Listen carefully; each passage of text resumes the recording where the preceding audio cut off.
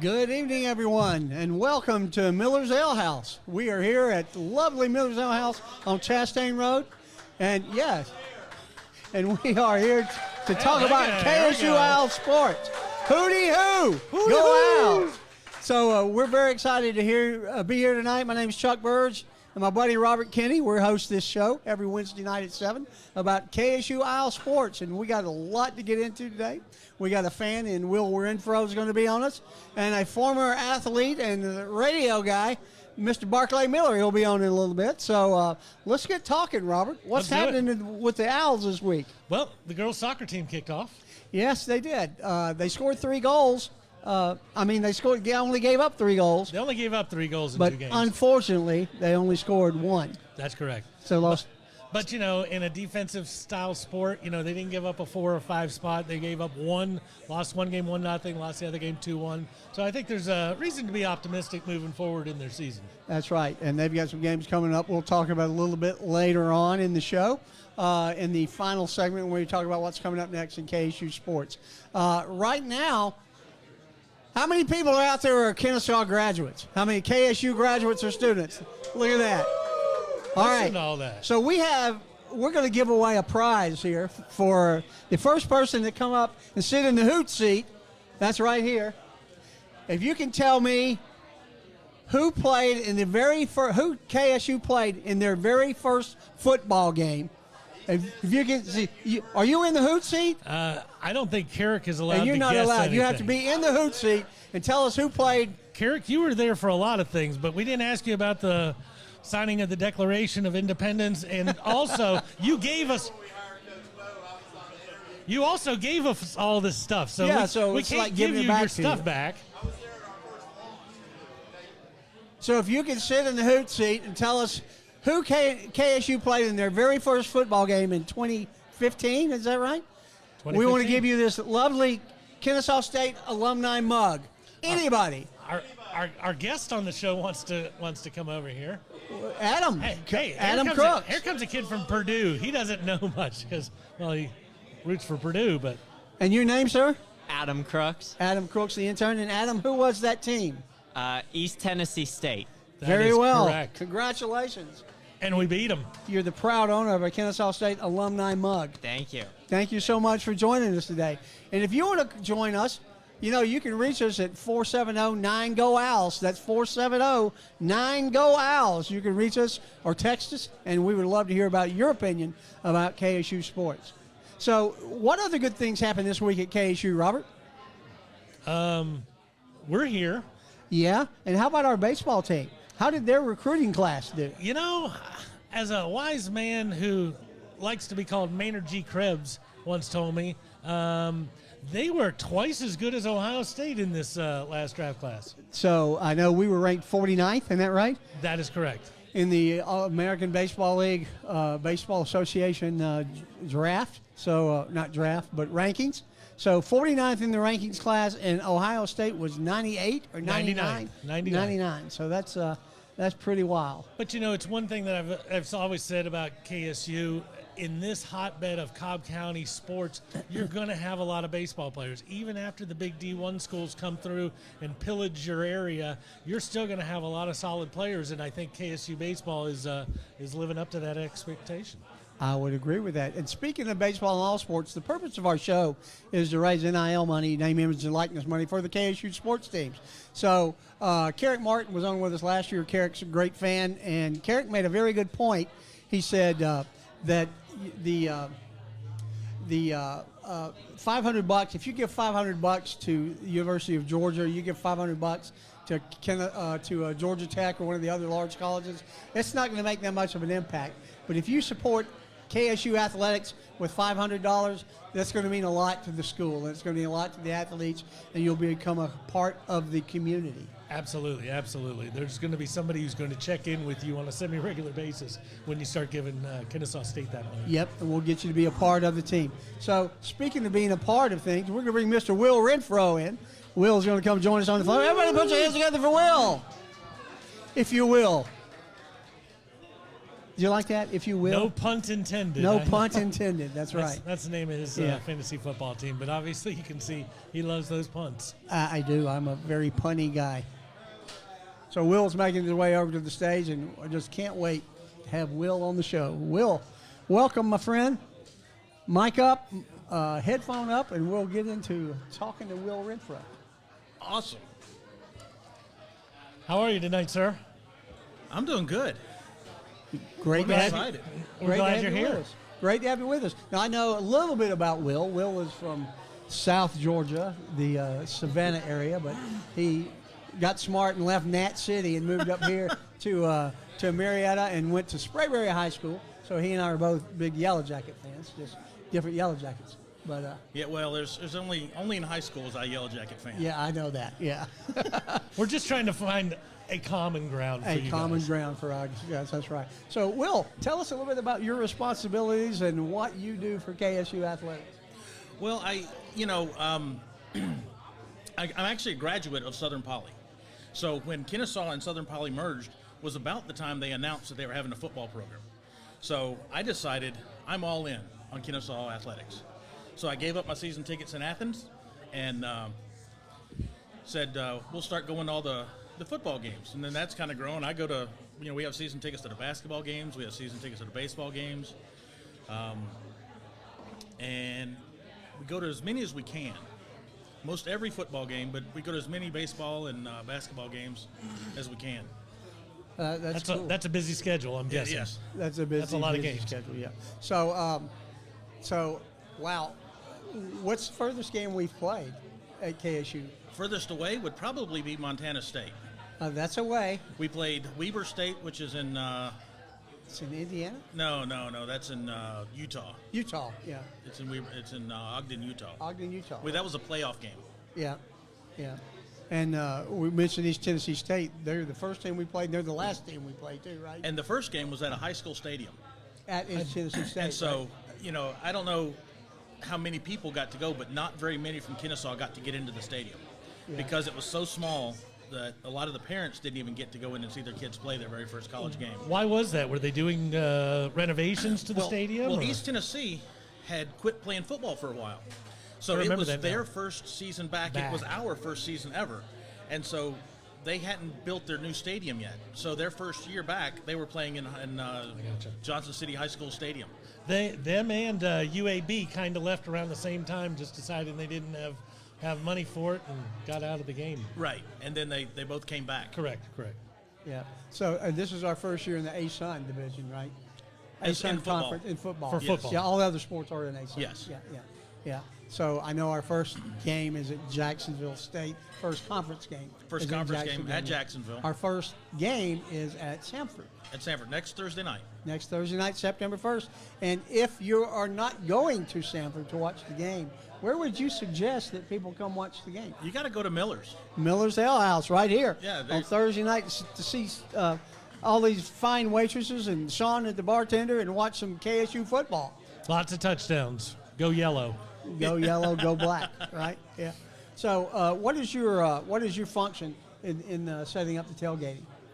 Oh, well, Czar of the parking lot? there you go. We formed, well, when football started, nobody knew where everybody was going to be parking, like as far as groups. Mm-hmm. Some people had kind of gotten together before the games, but we didn't know who was going to be next to us. And so the very first game, me and my daughter, who was probably 15 at the time, or 14, I do barbecue. So I smoked 2 Boston Butts, had them in a Cambro, and took them with me and my daughter. And she's like, "Dad, why are you bringing so much food?" I said, "We're about to make some friends." There you go. So we pulled up, and this group of people pulled up next to us, and they brought out their tents and tables and chairs and everything, and I wasn't sure what was going to happen, so I didn't bring much equipment. Well, they said, "What did you bring?" Well, I opened up the Cambro, which is like a hot box, and steam comes out, and they see the butts, and they're like, "Oh, we're friends with you." So we started coordinating from that point forward. We formed what we call the Black Lot Tailgate Club. Okay. And so each year we kind of plan a season of what we're going to do. Me and a friend over there, Garrett, he helps me, and we plan. And we normally cook the main part of the tailgate, and then everybody else that joins in on the tailgates brings something to go with it, whether it's just like a side of like chips or something, or They bring a dessert. Some people make a dessert. Some people stop at Kroger. We don't care. Yeah. What's your bedtime on Friday nights? Getting ready for these tailgate mornings. There's no sleeping on the weekends. There you Not go. until after the That's a game's solid over. answer. I That's like a that solid answer. answer. Yeah. What time do you guys start usually as far as getting to the games? They don't allow us to start more than 5 hours before. So we're usually Before kickoff? before kickoff. So We'll have a conversation with them about that. I've had many conversations about that. I won't. As a barbecue person, I want to cook fresh and on site. Absolutely. And I'm like, I keep telling them, I said, at least allow a few of us to show up and set up the smoker so that the food is even better when everybody else gets there. So I'm working on that. That makes a lot of sense to Just me. make sure you keep giving those people that are in charge barbecue sandwiches. Yes. Oh, Yes. we give away more food than we eat. That's good. That's good. I want to be a part of that. Yeah.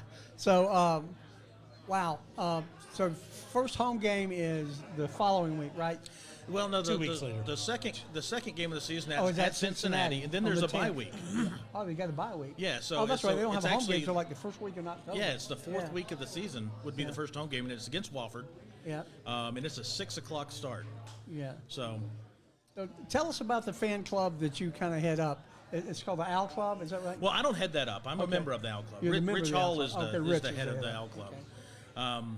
But he started the Owl Club as a non-profit organization to raise money for football specifically. Mm-hmm. So it is a football specific fundraising arm.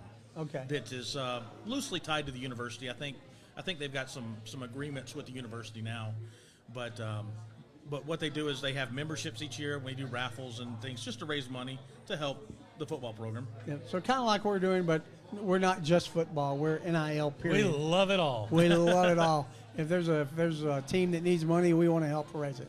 So Well, there's several things that we need to do at the university. I mean, they've got an initiative now to improve the baseball stadium, which is long overdue. I mean, Coach Coe's got a great program going right now with the baseball program, and so it's just hard because most of the people that grew up in Georgia grew up as either fans of Georgia Tech, or even Auburn, Alabama, or Tennessee. Georgia Tech. There's just a few of those weirdos. A couple. But so because Kennesaw never had a football program, they weren't Absolutely. wearing Kennesaw State shirts when they were little kids. They were wearing Georgia or something else. And so we're trying to change that now by getting more people involved, and so that when they end up going to the school and then they become alumni, they're more tied into the university rather than some other school. You brought up a great point, and I've heard it many different ways, but until you just said it, the answer had not hit me. And that's buy a bunch of 8-year-olds T-shirts. Because currently, when you were an 8-year-old, somebody bought you a UGA shirt or something else. Now, if we get all these 8-year-olds in KSU wear, well, then they're more likely to Become viral marketers. We for the probably KSU should program. talk to Neil, the ticket guy. I can never pronounce his last name, so he's just Neil. Neil, the ticket guy. I like yeah, that. that's good. But get him to give away some tickets to like the Little League football, kind of like they do at the Braves game. Absolutely. Where you end up and you have a section over on the visitor side with all these little kids, so they're actually seeing a college football game. I think that'd be a good idea. I remember going to a get game people one involved. time, and the usher told me, he said, I love Skittles games. And I'm like, Skittles games? What's that? And he said, look up into the thing. He said, there's the purple section, there's the red section. I like Skittles games too. So Yeah, that's a really cool thought. Yeah. So we're going to rely heavily on Will going forward. We're going to start a procedure tonight. big shoulders. Big shoulders from Mr. Will, where we're going to let this week's fan of the week select next week's fan of the week to be on the show. So I know Garrett is over there, and Garrett is shying away from anything to do with being on this show. However, we will see which way Will goes about that. So Garrett, I would be prepared if I Garrett were is you. most concerned about his jerk wings right now. Yeah, they were not dry jerk wings; they were wet. So he's all confused over there. So, But he looks happy. He looks happy. well. He's not shying away from eating the wings. I'll tell you that. No, it looks like it. He's got sauce all the way up here, so I'm and thinking that's he's a got good it on sign. his left lobe. Good That's a job pretty to good the Miller sign. Kitchen. Yeah. So the Owl Club meets here, right, for all away games. They do watch parties here for all the away games, and we've even done watch parties for baseball games. One of the cool. when they were in the World Series. Last year. We When had they a got watch beat party here at Mississippi State by LSU, right? LSU. Yeah. Well, we just ran out of pitching, Yeah. and it happens. Absolutely. What a great game that We was. were there until like the 6th inning or 7th inning, and then the pitching. We started changing pitchers because we were getting behind, Sure. and it just never caught up. And it happens. And in those types of tournaments, it's not exactly as if you started the game where everybody was well rested and everything. You go into a game, okay, with these 3 guys are already taxed, so it does. Well, we limit had to your- throw a lot of pitchers just to win the ASUN. to get there. Yeah, correct. So just winning the ASUN in Coach Co's first year and getting to the tournament was a big deal. That's Awesome. pretty major So- accomplishment. And that may be the answer to the next question I have for you. Other than the football team winning and winning and winning, what's your favorite non-football sports moment that's happened at KSU? Non-football sports moment? Oh man, I don't know. There's a lot of moments related to athletes. Like I've been to, just because I've been around because I go to all the away games, that I've gotten to meet a lot of the parents because we don't necessarily have a huge traveling crowd. And so when I go to the away games, I've gotten to meet a lot of the parents. And because of that, when we travel, we kind of coordinate what hotels we're staying in and where we're eating dinner and things like that. So I've gotten to be really good friends with a lot of the families. So I've been invited to 2 different weddings How cool of is former that? players. That's really cool. So I went to Nick Snowden's wedding and Cole Loden's wedding. And Yeah. as it happens, my wife coordinated both weddings. Oh, really? Charlie, is that your wife's name? Oh, yeah, Charlie's the boss. Yeah, Charlie, are you the boss in the? we knew that Yeah, already. And we're in pro family. All right, that's good to know. But that's the whole idea of the show is that we're trying to tap into this family that whether or not it was when you first showed up in a parking lot 7 years ago, it's turning into that where Yes. where everybody knows somebody and obviously just more years make it a little bit more. Right. Yeah, because I always make it a point as a fan to be the fan that's the encouraging fan, not the fan that wants to win at all costs. Because Yeah. there's really in college sports, especially when you get to the larger universities, there are fans that don't care what happens to the players or anything as long as they win. And at the end of the day, these are college athletes and these are students. Where one of the main reasons I support college athletics is because college athletics has the ability to change the lives of families. Absolutely. It gives students not only the ability to get into college, because some kids would never go to college. They just would never consider that as a path. So it gives them a way to get into college, and it gives them an incentive to stay in college. And it can change the trajectory of their whole family lineage by just coming to school and completing their degree. When you think of all the awesome athletes at KSU, maybe 1% go further than their college experience. So it's good that there's an education to back them up, and they become the productive people in society that Yeah, we need. because currently, like football, we've had 3 players play professionally. Correct. So we've had Justin Sumter that played in the Canadian League, and we had Azoya Alufaha, and Don asked me to spell it. Can he say that? He did say that. Okay. And when you can't pronounce it or say it, you just You call say him it fast. Big Z. Oh, Big Z. Big I can Z. do that. And then Our first guest from last week. first guest from last week plays in the USFL, so he hasn't made it into the NFL yet. But He did go to Saints camp. He did go to wasn't camp. he wasn't there very long. And the but- Seahawks. Yeah. Well, he we've was- had Bronson Rechsteiner went to the Ravens camp, but you know what he's doing today. He's in the professional wrestling ranks. Yeah, but that's cool. But what a great experience. And I can say as a former athlete, you learn so much more about life being Yes. an athlete. You learn about getting along with everybody and being a teammate. And it's okay to lose. It's not fun to lose. No. But it's okay to lose. And that's the thing I loved about athletics is it builds camaraderie. Camaraderie, that's the one. That was an easy one Easy for for you you to to say. For years and years to come. Like I'm still friends with all the guys I played high school basketball. Yeah. Yeah, and that becomes a lifelong thing. And it's even more so in college, I would think. Like you become friends with these guys and you're in their weddings. But how cool is that you've built that relationship and that Yeah. rapport with those guys? I tried to have a conversation with my 12-year-old daughter about longevity and how it doesn't always matter what's happening right now, and this is what we're talking about, where years down the road you still have these connections, you still have these relationships, and you might not always like every person on your team, but they make you a better teammate because you have to still go for that same goal, even though I'm not this guy's best friend, and that just, I think it helps you longer in life. I do too. And, getting back a little bit, I don't know if you could hear when we were on the air earlier about what Carrot said last week about how much $500 means to KSU. Right. It means a lot more to KSU than it does to Georgia or Alabama when you're paying Nick Saban $11.7 million a year. $500 means a lot to KSU. And those are the kind of people that we want to reach out to in the community, the business owners, individuals that want to see this sport grow or this college grow in terms of athletic prowess, because we got 43,000 students here, right? We're the second largest college in the state, and we need to represent that way. Right. Yeah. Yeah, there's a lot of advertising opportunities to be had within Kennesaw athletics.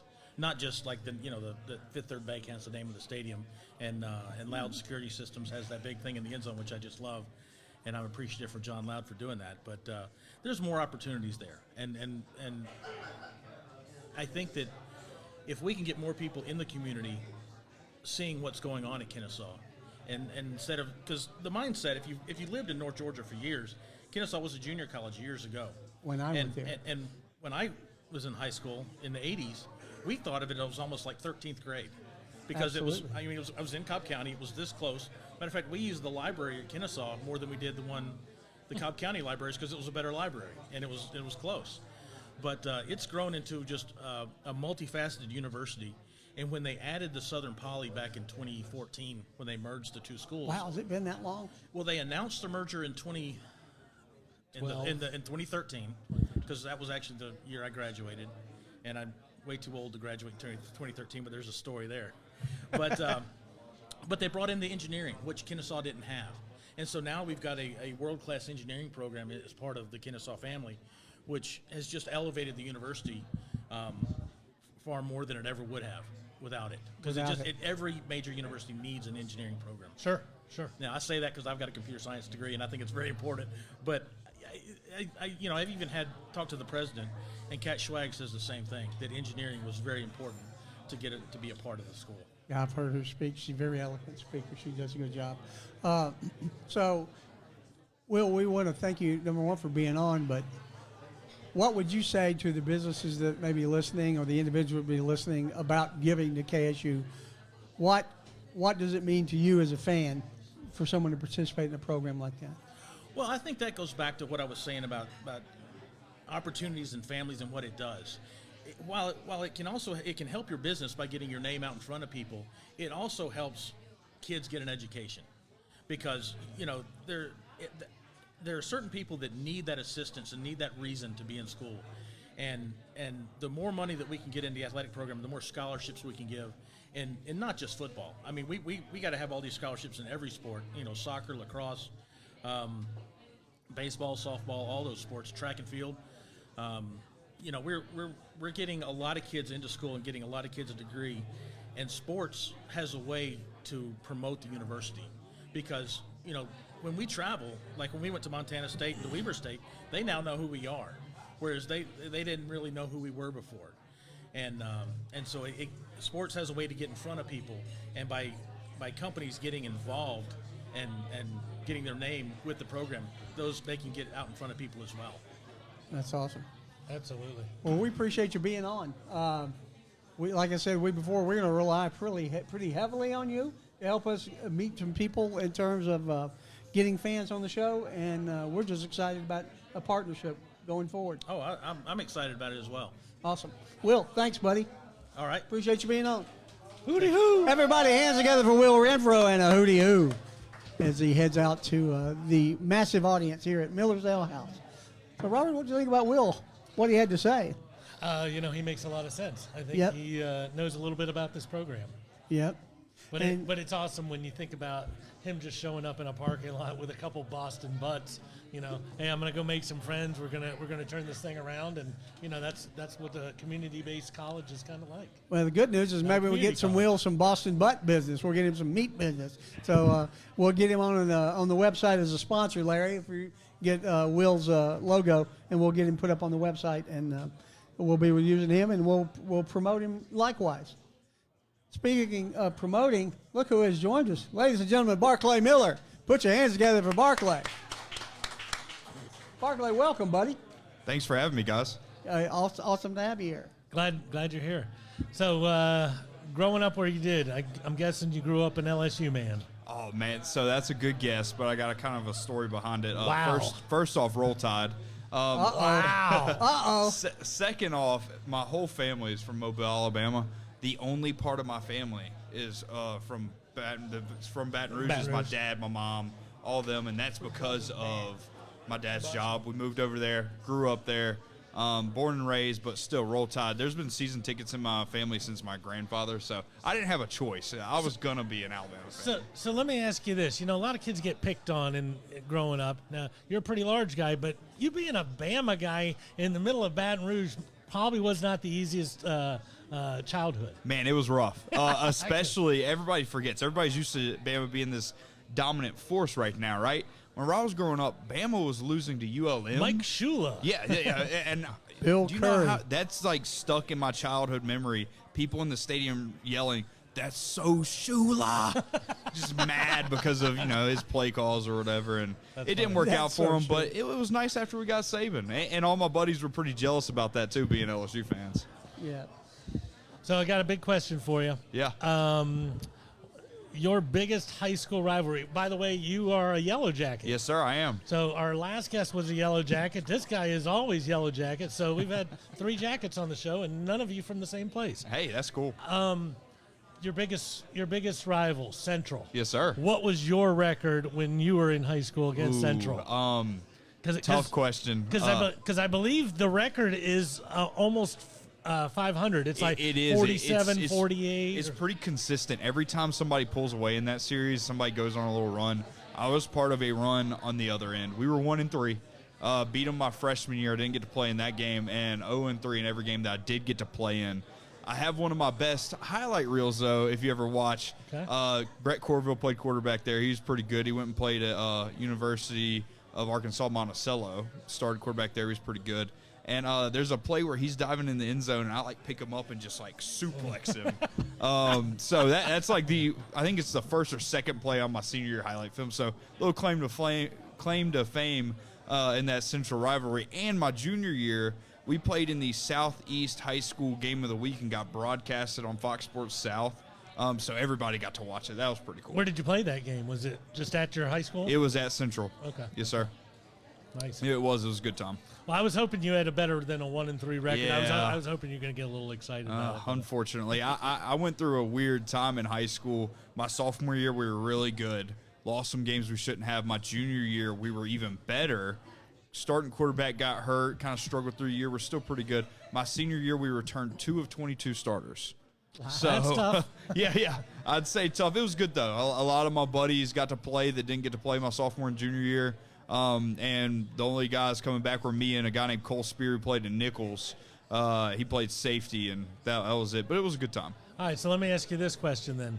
How does a kid from Louisiana who likes to say Roll Tide end up at KSU? That's a good question, and I got to give a shout-out to Coach Klein. He is the recruiting coordinator and the D-line coach over at Kennesaw State. My dad, I think, sent him an email with my film saying, all these things. And of the suplex. Yeah, I'm sure. Yeah, had to have the suplex in there. And, Coach Klein called me one day after school and kind of told me a little bit about Kennesaw State, asked if I was interested. And, man, I will say this. That guy is good about selling a dream because that's what I committed to. I had offers from a few other FCS schools and some higher D2 schools that I was considering, but man, I couldn't pass up the opportunity to come build something special here. And I'm so blessed. This is the best decision I've still ever made, besides marrying my beautiful wife. Ding, ding, ding. Points for home. Absolutely. Coming to KSU and being a part of this, man, it's meant the world. So what year did you come here? I was here in 2013. I was part of the first recruiting class. Very blessed to be that. I guess it was 2013 whenever we went through that whole fake season, or 2014. Yeah, 2014. Season, yeah. The fake season, that was tough. We went through these things called phases, and we started off whenever we did coaches runs before we even got to the phases with, I don't know, I want to say 200 guys. I remember being out there on the stretch lines and all the scholarship or leader guys were at the front. And I remember, because the coaches kind of knew who they were, I remember standing at that line and peering down at everybody and being like, oh, my God, there's so many people here. Right. By the end of Phase 3, I think we had 50 guys on the team. It's just a mass exodus. It was pretty clear who was going to play or not. And on top of that, it was pretty clear how hard it was going to be.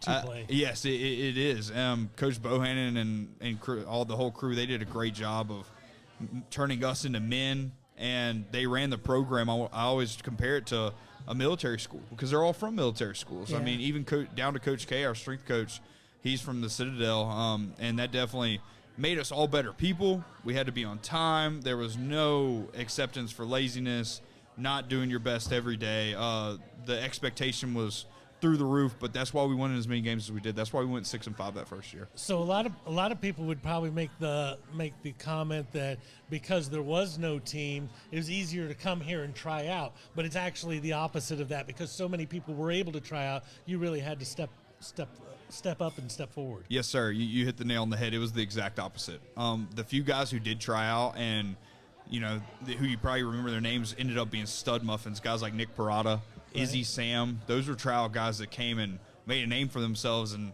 few and far between. I think the only ones that did make it at the end of the day were the guys that, came and produced. So you're here for 4 years, done with college, and where are you going to move? Are you moving to San Antonio? Maybe Santa Fe? No, you're still here. Yes, sir. And part of that was my wife, That's good. Me, So me she's a pretty a local? girl. Yes, sir. She was actually a cheerleader at Kennesaw, so worked out pretty well. Go figure. The guy who Chuck thought was Elvis Presley got a cheerleader.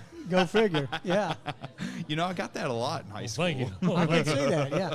Thank you very much. I think that, thank you very much.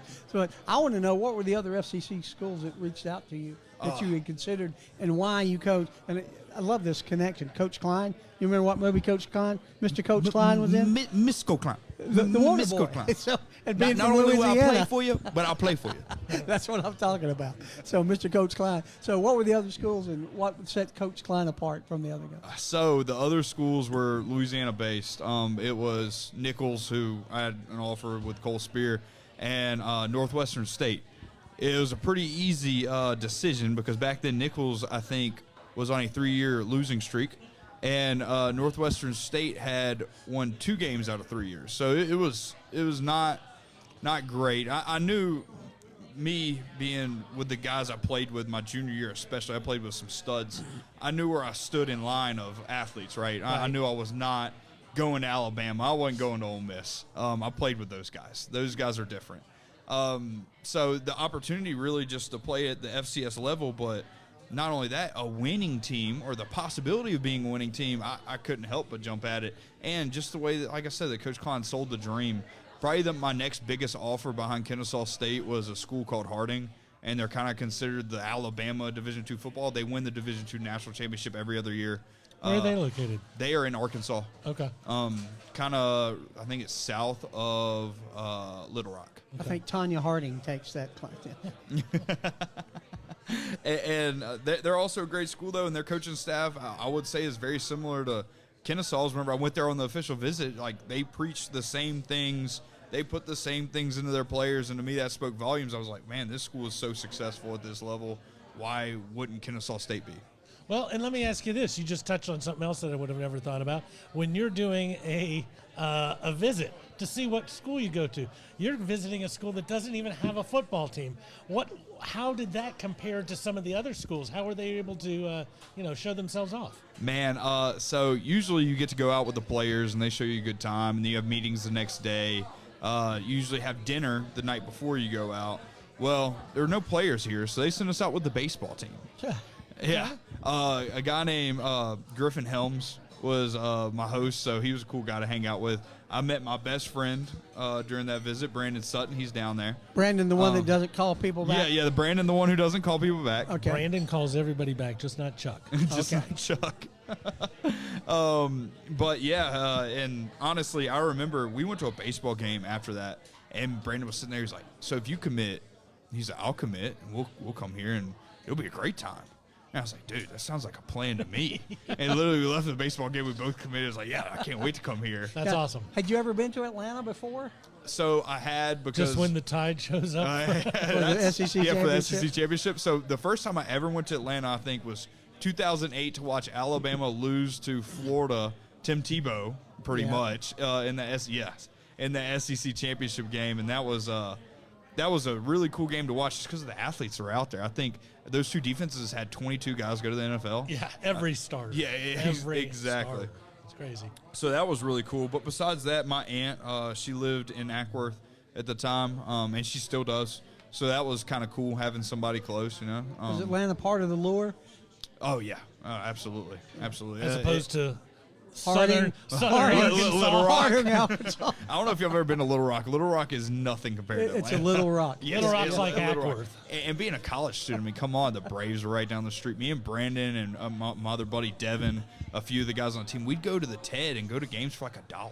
Yeah. I mean, you can't beat that. Skyline seats. I probably met you there before. You probably, exactly. I love those seats. It's the best. I think it was like, you pay $1, you get a free beer. It's the best time ever. How can you go wrong? Yeah. So let me ask you this. What's your favorite cereal? My favorite cereal. Oh, that's a good question. Because you look like somebody who could polish off some cereal. Oh, come on. I look like somebody could polish off a lot of food. Well, correct, but I'm thinking a big family-sized box and a gallon of 2%. You can just like get out You of your think he way. goes with the 2%? He's not a whole milk guy? Oh, 2%. 2%. Okay. Whole milk's a little See? thick. Whole milk's a little thick. He's eating the whole dang box. He only I needs got to 2%. go Captain Crunch Berries. Crunch berry. Oh, yeah. Absolutely, Right there. Yes. absolutely. Uh-huh. All day. That's top three. That's top three. Easily. Not the Oops All Berries. That's too much. You got to No, go with just the no. normal Crunch Yeah, Berries. and if somebody ever buys you the thing and you're like, these are a bunch of little orange peanut butter things. Where are the berries at? Yep, You know? yep. You're right. No You're good right. either. No good either. Well, that's awesome. That's kind of where I was. So Chuck stole my question earlier, but it's okay because we do that with each other. Let me ask you. You've been around football. You've been around the start of football. Now you're one of the biggest parts of every football season and every football game, letting everybody know what's going on. What is a standout KSU moment, athletics, that did not involve the football team? That didn't involve the football team. So I'm going to go. That's such a good question. I think I have two. We pride ourselves on Hey, good questions. And we're okay with two answers. I think I have two. One was my senior year of high school. Kennesaw State is at Alabama Super Regional and the regional go to the Super Regional and beats them in the finals. That was pretty electric. Now- the baseball team. Yeah. Were you committed at that point? Yes, sir, I was. So you, if it had happened the year before, you wouldn't have even noticed anything. I would have because it was Alabama. because it was Alabama. Okay. Fair enough. And the buzz around that was really cool. I wish I would have been on campus for that. I bet it was exciting. I'm sure this And- place was probably rocking. And then also, I think it was 2017, the women's volleyball team made it all the way to the big volleyball tournament, right? And that was a big deal. I Did thought you go that to was any of super the cool. games? Yes, absolutely. And there was a bunch of people coming out of the woodwork to Heck support yeah, it. and that was just cool in general because the football team, I felt like we did a good job of showing out at the women's volleyball games. I mean, we were friends with a lot of the girls. Christy Piedmonte was a monster. It was fun to watch those, Name dropping volleyball players from 5 years ago. That's Hey. pretty strong. yeah. That's how our show rolls. So Hey, did- Kelly, I mean, come on. Kelly Marcinek, Christy. So did your Some wife, monsters. she was a football cheerleader. Yes, sir. Was she an athlete too? Did she play in the athletics? No, sir. She was part of the competitive cheer team that won the Natty. They went back to back too. That's another big one that goes unnoticed a little bit. I was going to say, we're going to back him up and make sure he's welcome home when he gets there. Cheerleaders are incredible athletes, but did she participate in anything besides cheerleading as an athletic? Not at Kennesaw State. I've seen some pictures of her playing softball a little bit. I don't think that was really her jam, so she stuck to the whole competitive cheer scene. That's good. That's cool. That's cool. But she is an athletic supporter, as they would say. Oh yeah, she goes to all the games that I'm calling, which I think is really cool. She's awesome. I couldn't end up with anybody better. She supports me, man. She's great. definitely a And rare find. what's her name? Brittany. Brittany, Miller. how are you out there, Brittany? Everybody give Brittany a round of applause. Hey, Brittany. And I want to ask you something else. I want to hear more about your duties with KSU football. Yeah. But we're going to read one of You got advertising it. from our sponsor real quick. We'll do yours later. Okay, we'll do mine later. Bearcat Express, guys. Expedited shipping, hand carry items in your car, van, or a pickup truck. You ring and we spring. Do you need a delivery right now, as in go now, please? We have drivers in Atlanta, Athens, Macon, Augusta, Charlotte, Memphis, Dothan, and Birmingham, Alabama. Time-critical pickups, whether it be medical, delayed luggage, golf clubs left behind, passports, keys left behind, label companies, time-sensitive attorney checks, dogs that you would rather not fly on airplanes. If your critical package does not make it to the FedEx or UPS in time and process gets delayed, call the Bearcat Express team to get them moving right away, and you will have live tracking where your critical package is along the way, so your customer on the other end will know when to expect it. Communication is always our priority with Bearcat Express. We are the go-to courier in the Southeast. Go to bearcatexpress.com for your package deliveries. I know I'd ship with you and Bearcat. Oh, Thank you very absolutely. much. You killed that, Chuck. Oh, thank you, Beckley. I Hey, appreciate speaking that. of killing it, you know, a lot of people really mess up when they get married. You know, they like plan something that they can't pull off or whatever. How'd you propose? Oh, you guys know the answer to this. I know do that's why you're not, but asking you know, this. hey, I'm just working the crowd. I was I was fortunate enough. I proposed on the 50-yard line at Fifth Third Bank Stadium in front of an electric crowd for a home opener Thursday night against Reinhardt last year. Wow. Super cool. We actually we worked together, me and the stadium staff. You know, KSU always does a halftime performance thing, right? Well, they always typically in the past they've always done the punt pass kick. Okay. And you punt it as far as you can. You go to that point, and you throw it as far as you can. Then you have the opportunity to kick a field goal for a gift card for whatever, you know. And usually they try to line that up before the game. A little insider for everybody listening. They don't just go in the crowd and pick somebody random, because 9 times out of 10 that doesn't work out very well. Correct. So Absolutely. they try to line it up before the game, and I was like, babe, would you be interested in that? You know, you'd help them out, and we have the opportunity if you get a $20 gift card to Chili's or whatever. Work out perfect. And she was like, yeah. And I was like, you know what, and I'll make it another thing too. They're going to announce me as the new color commentator at halftime, so I'll be down there. It won't be too nerve-wracking.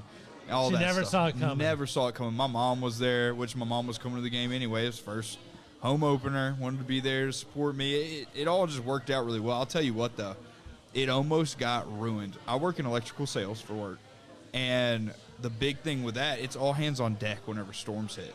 Sure. Hurricane Ida came in and smashed Louisiana and South Mississippi and South Alabama that week. And I was like, oh, my gosh, I'm not going to get to propose. I'm going to be down I'm working not going late to get on. to work my first game. Yep. I'm not going to be married. Oh, it was. I was like, what am I going to do? Shout out to one of my partners, Mike Hudgens. He was like, no, you got something very important. He was supposed to be at the game, too. He's like, you have something very important to do. You go do that. I'll cover you. Just let me know how it goes. Send me some videos and pictures and stuff. So Kudos I was able Mike to do Hudgens. that. Yeah, absolutely. Absolutely. That's very cool. That's very cool.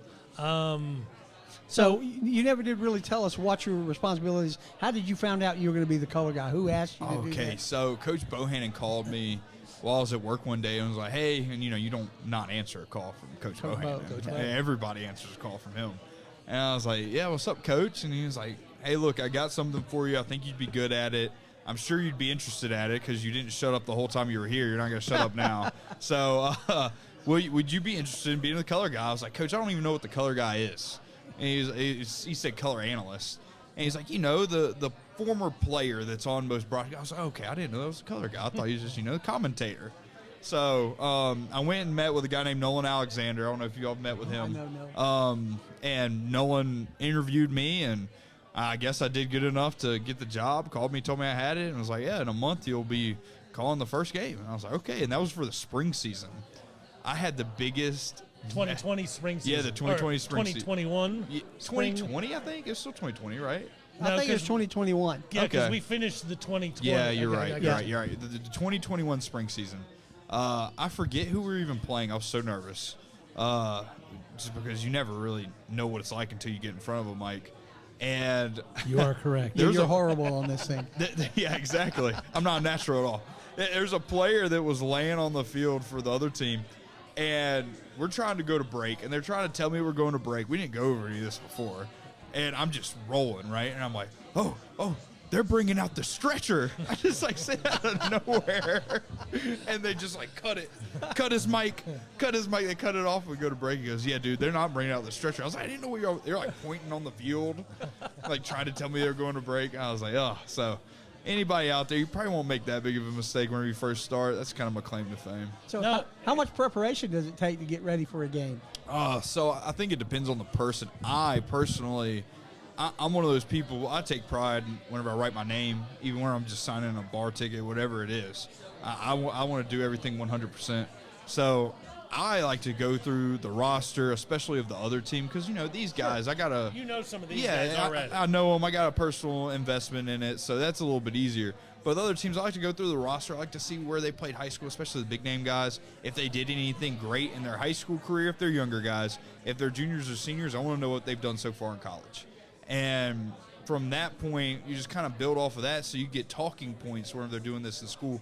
And then watching the film is a really big part, knowing what kind of defense they like to run. We saw some 3-3 stacks last year. We see a bunch of bear fronts with the offense we run, but everybody likes to mix it up. So, what is a bear front for our guests at home? So a bear front traditionally is derived from the Chicago Bears. And it's 85 defense. Yep, 85 defense, and it's 7 guys on the line of scrimmage, just straight up across it. You're trying to stop the triple option. It's pretty dirty. If you get the B-back rolling, it opens it up a little bit. But other than that, if you got some big nasties at the front that are hard to move. Get a little bit of a hole. Exactly. It's tough sledding for the offense. So it's a pretty good defense to run. Gotcha. What do you think of the schedule? It's pretty challenging. It's going to be rough. I mean, you look at the opener next week, Thursday night against Sanford. Sanford's no slouch. Sanford's not a slouch. I know they're part of the the SoCon, but they are a good team. The one thing I'd like to point out, and I know that nobody on this show likes the Gators, but one of us does. Sanford was 4-7 last year, yet still put up 52 points in the swamp. Yes, that's a heck of an achievement. There's a lot of SEC schools who've never come near a 50 spot up there. So. Yeah, I mean, even Florida, who was down last year, still had a studly defense. Absolutely. So that proves that they're a good team. They do a great job over there. That air raid offense they run is very hard to defend. You can't run your typical 4-2-5. Coach Verpale is going to have to run something different. It's probably going to be a 3-man front, a lot of movement up front. You get that extra DB in there, but that also leaves you open to the zone running. Sure. So as soon as you bring that extra DB in, then you're more susceptible to the run. You are, and they're going to attack that. Whenever I got to play in the game back in 2017, that's exactly what they did. They did a lot of zone read option stuff, and then even their quarterback, who wasn't the best runner, old Duck Hodges, played at the Steelers for a little bit. He was really good with those screen passes. He'd make it look like he was going deep and then just dump it off out of nowhere. And their offensive line were great at kind of having that 3-second hold, then taking off, trying to go to the next level. They've perfected that, and then on top of that, the kind of athletes they get out of that Alabama territory, because they're really good at recruiting that area. Their defense is always big, physical, and nasty, too. That's awesome. So I guess this is a silly question to ask you. Outside of the Atlantic Sun, who's going to win the national championship this year? Who's going to win the Natty? Just go ahead and put the beer back in your hand. Yeah, go ahead. Come on. North Dakota State's such an easy answer. Yeah. If anybody's going to give them trouble, I think it's going to be one of the Montana schools. Yeah. I mean, the Grizz, they're known for that just power. They don't run the power eye, but that pro-style offense, they definitely still, get in your face, get nasty with it, run it down your throat, and then they play physical defense behind it. Yeah. And then going to play there in the playoffs that time of year, oh, my gosh, I got to play in it. It is so rough. It was 7 degrees when we kicked off during a blizzard. If you're a boy from southern Louisiana. That had to be fun, though. It was a blast. It was unlike anything I'd ever. Like I said, I'm from southern Louisiana. Snow like that, never seen that in my life. So tell me this. Did you wear a shirt underneath? Did you have the long shirt on? Man, I did. I had the long sleeve. I did not. So it's different, though, because I thought it was going to be super cold. We had all this cold gear. Right. I wore a loose little kind of checkered gray long sleeve that we had. It wasn't our thermal stuff because it wasn't that cold. My leggings were thermal because my legs got pretty cold. Because your feet, oh, my gosh, they're freezing. We all changed cleats and socks at halftime just because they get wet whenever that snow melts. Yeah. I've seen some of those old NFL films where basically a team says, "Oh, we knew when pregame showed up that we had this team whipped because they were all freezing cold." And Our offensive line had that figured out. They looked up some videos. None of our offensive linemen wore sleeves. got to. Yeah, Even all. even if you're dying, you have to do it that way, right? They didn't wear sleeves. They took Vaseline and rubbed it on their arms. Keep 'em Look, warm, it yeah. does. It Yeah. reflects the heat. They looked up. That's Yeah. how all those NFL guys do it, apparently. Because they're like, no, we're not going out there look weak. Now, the defensive linemen, we're a little bit more prima donna than the O-linemen. We're like, no, we're going to wear some sleeves. Also, defensive linemen don't want to get slimy when they're. You're right. grabbing You're it. don't wanna exactly grab it, right. yeah. Multiple things So that's we good for. we know that the Bank's a great place to play, but what's your favorite stadium you've been to off campus? Off campus, I mean, where did you play at? Jacksonville State was rocking. Oh yeah. And not just because of their fans, but the turnout that we had at KSU and just the atmosphere of upsetting the number 2 Jacksonville, Absolutely. State Gamecocks. Cox, Yeah. Gamecocks. That was just electric. I know I've used that already, but it was, and that was probably the coolest atmosphere I got to play in. Sam Houston was a pretty legit stadium. They packed it pretty nice, especially for a quarterfinal playoff game. That just that wasn't fun because of how it ended. Trying to think. Any that you're looking forward to this year that you haven't I been can't to? wait to go to Cincy. Yeah. Oh, that's got to going to be be cool. a blast. Yeah. I want to try what is it, Skyline Chili or Yeah, whatever. yeah, Come on. Oh, now I was going to ask you, have you had Will's barbecue? I haven't. Well, because I was going to say, I got a Will weird was thing the It's about reason- not as barbecue. world famous as we were led to believe. Will's going to appreciate this. I got a weird thing about barbecue. Whenever I played at KSU, JD's sponsor the team. Great barbecue. Yep. They do a great job over there. Shout out JD's. They fed us. Whenever you eat barbecue every day for every meal for 3 years, for a month of those 3 years, you hate barbecue. You sound like my wife. And I'll make my own barbecue. That's about the only time I'll eat it. How about Dreamland? Oh, love Dreamland. Yeah, there you That's go. a little different. But see, the Alabama white sauce, the vinegar base, they don't really got that at JD's. It's a That's different kind My of wife barbecue. is from Alabama, and the first time I brought up white sauce about 5 years ago, she looked at me and she goes, "I've never seen that stuff in my life." I'm like, "Well, obviously, it's little sections of Alabama." I think that's a that are in South love with Alabama it. thing. What part? She was from Hueytown. She's from Hueytown. What? The Allison brothers. Oh, That's correct. The Man. Bonnets and the Allisons. Yeah. So- Man, I can't believe she never heard of that. A couple of more questions we'll let you get here. Robert, you got anything else? No. Okay. Number one, how about the big boys? Is the Tide going to come back to the top this year? Oh, roll Tide. Come on. You look at that returning defense they have and the offense. You got Bryce Young. You got Will Anderson. You got the kid that transferred from Georgia Tech. Jameer Gibbs. Jameer Gibbs. Got to see him play last year. He is He's a stud. different. Yeah, he's a difference maker. Yeah. Georgia messed up not landing him. Alabama got him as a steal. If Bama doesn't win it this year, it's an upset by whoever does. Yeah, absolutely. So one more question. We'll let you get out of here.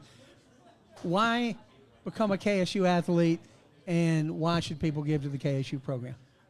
Why people should give to the KSU program, I have a pretty, I think I have a different look on this than a lot of people would give you, but here at KSU, it means more.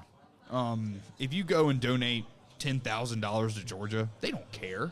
They don't care at all. You donate $10K here, it means a lot. There's somebody opening your car whenever you show up to the games. It is. I mean, it's that big of a difference. You get, you're getting treated nice. You're in the gold lot at the front by the stadium. That wouldn't even buy you parking at UGA. Correct. And if you want to look at whatever school you sponsor, and then on top of that, you go to a UGA game, there's 120,000 other people there. You come to a KSU game, you get noticed. Like those fans that show up every day, like Will, like the guys who are really passionate about it, they matter. And just another point of that. Next Thursday night, Kennesaw State, the Owl Club, is having a watch party here at Miller's Ale House to watch the game. All the people that show up to that, it matters. You get a free appetizer. You get to watch the game on all the TVs, and I know there's going to be videos of it on social media, and the players see that stuff. Absolutely. The Georgia players could care less. And that's the difference to me. And why to be an athlete, it's the best, in my opinion, and I know I'm biased, the best FCS school you can play at. It's electric. All of the athletes care about what's going on. They go to each other's games. It's a tight-knit community.